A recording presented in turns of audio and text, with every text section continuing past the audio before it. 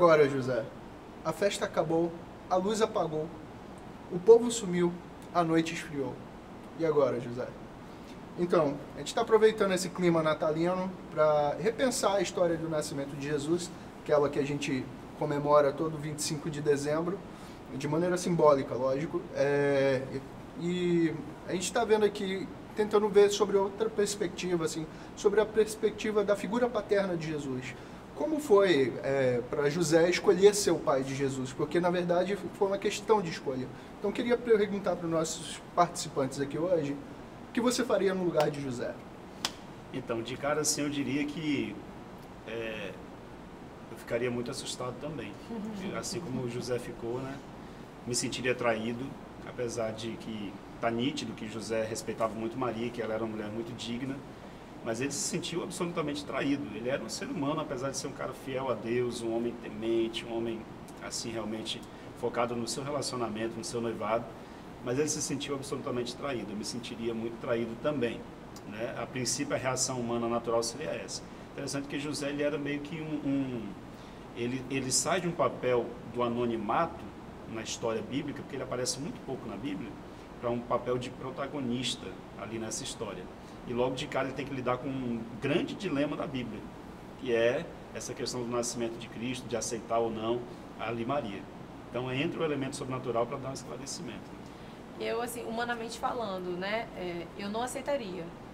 Se eu não tivesse, José, se eu não tivesse recebido a visão do anjo, né, fica calmo, né, Jesus é o escolhido e tal, se eu não tivesse recebido essa visão, eu não aceitaria. Eu não aceitaria Maria. Não acreditaria, não tá fácil pra Maria, né, gente? Eu não acreditaria também, porque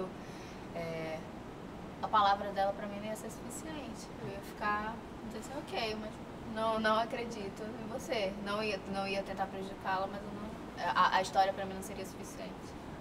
Então, a gente até tenta relativizar um pouco, porque, não sei o que, a gente conhece a história toda agora, mas, de fato, José, a gente tem que entrar no fato que José só aceitou a paternidade de Jesus depois que lhe foi revelado. Eu estou querendo, assim, trazendo para a gente até que ponto a gente faz as coisas pelo senso de dever, ou até que ponto a gente precisa de uma pressãozinha divina.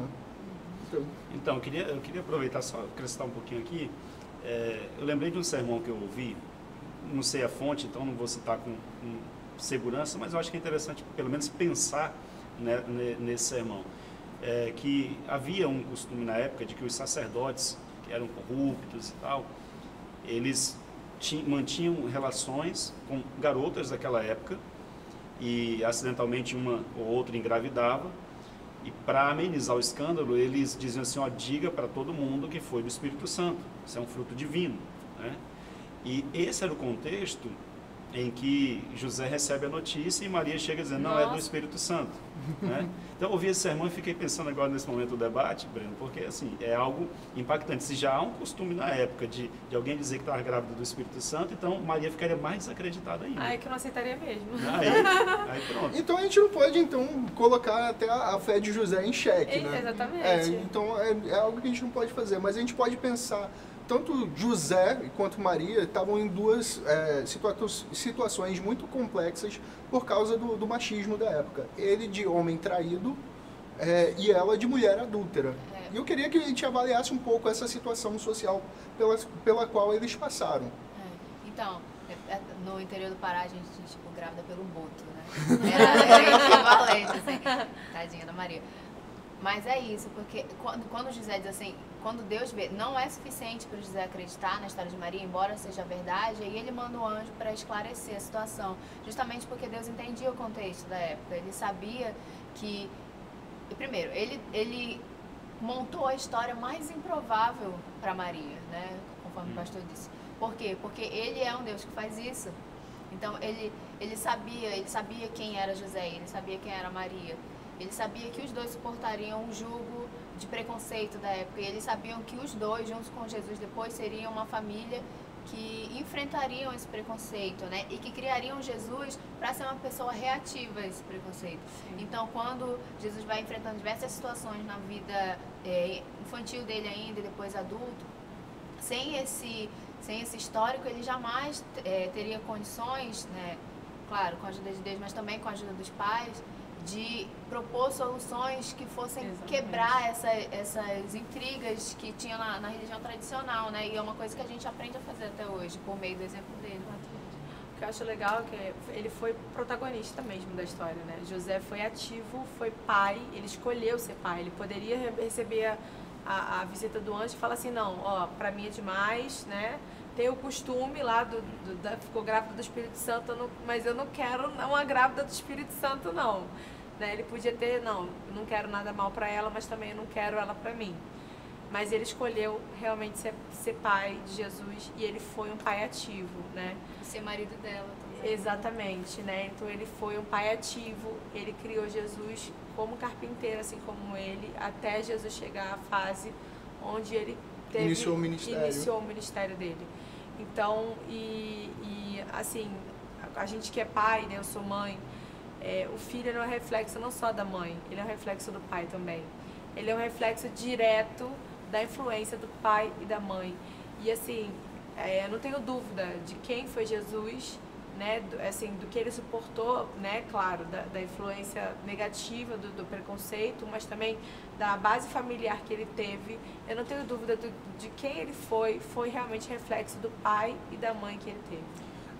Ana Paula, e você também falou um pouquinho, a gente viu que Jesus, ele, pela criação dele, ele se tornou uma pessoa que quebra paradigmas, que quebra preconceitos. Como a gente pode até analisar, tipo, Maria Madalena não foi a primeira vez que ele vivenciou o preconceito social contra a mulher. Sim. Ele teve um caso na família. E então eu queria saber, sabendo que Jesus é essa figura que quebra preconceitos, como é que a gente lida hoje, a cristandade, será que a gente não reforça um pouquinho esse preconceito contra a mulher?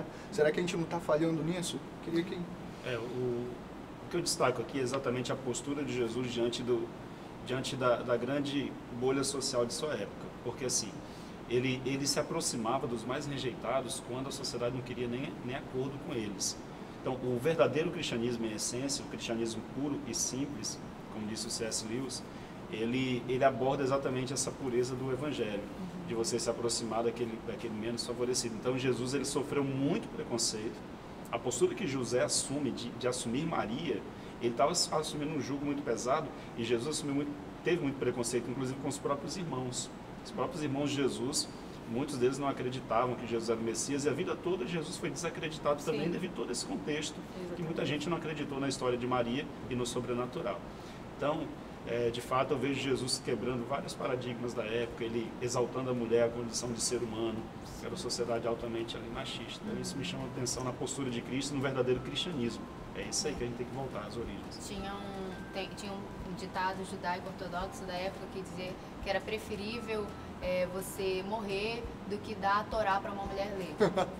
É absurdo, mas era isso. Então, assim, o fato de Maria saber ler, o fato de ela ensinar Jesus a ler e também pela classe baixa deles, eles têm essa condição de entender o que estava acontecendo numa visão macroestrutural daquela sociedade judaica. Aquilo mostra o quanto Maria também era uma pessoa que realmente foi escolhida a dedo, assim, né?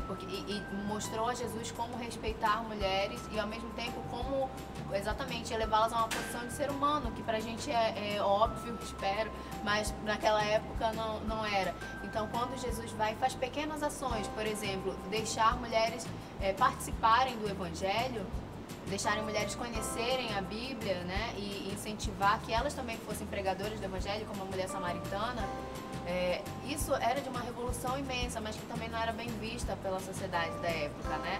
Mas aquelas pessoas que precisavam daquele benefício, elas entendiam quem era Jesus, e é isso que a gente tem que fazer. Se nós somos seguidores de Jesus, nós precisamos também fazer mudanças sociais importantes, né? E às vezes a igreja se esquiva disso. Então acho que uma grande lição que Jesus nos deu... uma grande lição que Jesus nos deu foi justamente de a gente poder combater essas coisas com base no amor nas pessoas, sabe? Ele não fazia isso para causar tumulto, ele fazia isso para incluir as pessoas no ministério. Eu acho que isso é o básico do cristianismo. Acho que só o final agora. José foi um cara que acho que ele levantou essa bandeira. ele podia ter escorraçado Maria, mas ele não. Ele tornou Maria digna do amor dele, né? Mesmo quando todos poderiam ter rejeitado. Ele pegou Maria e falou, não, você é digna do meu amor, eu vou cuidar do nosso filho e vou tornar ele o grande Messias.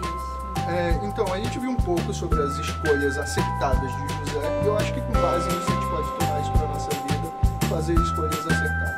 Então, a gente pode deixar esse o resto da discussão para uma próxima vez. Até a próxima.